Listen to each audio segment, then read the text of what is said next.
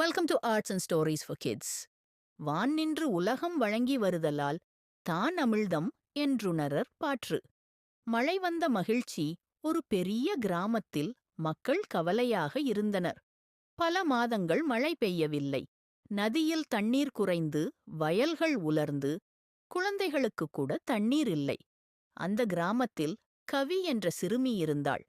அவள் தினமும் வானத்தை பார்த்து, மழையம்மா எப்போது வருவாள் என்று கேள்வி கேட்டாள். ஒரு நாள் காலை வானம் கருமையாகி காற்று மெதுவாக வீசியது. அப்படியே திடீரென பெரிய துளிகள் விழ ஆரம்பித்தது.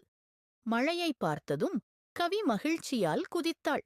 வயல்கள் பச்சை நிறமாகி நதி மீண்டும் ஓடியது. மக்கள் சிரித்து, மழை வந்தால் உலகமே உயிர் பெறும் என்று கொண்டாடினர்.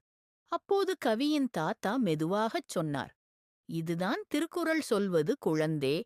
மழை வந்தால் உலகமே நிம்மதியாகி வாழும். மழை உலகத்தில் வாழ்வின் ஆதாரம். அதை மதித்து இயற்கையை பாதுகாப்போம். உலகத்தை வாழ வைப்பது மழையாக அமைந்திருப்பதால் அதுவே அமிழ்தம் எனப்படுகிறது. மறக்காம லைக், ஷேர், சப்ஸ்கிரைப் பண்ணிடுங்க. அறிவே ஆற்றல். கற்பது மகிழ்ச்சி, அறிவது இனிமை. அனைவருக்கும் நன்றி.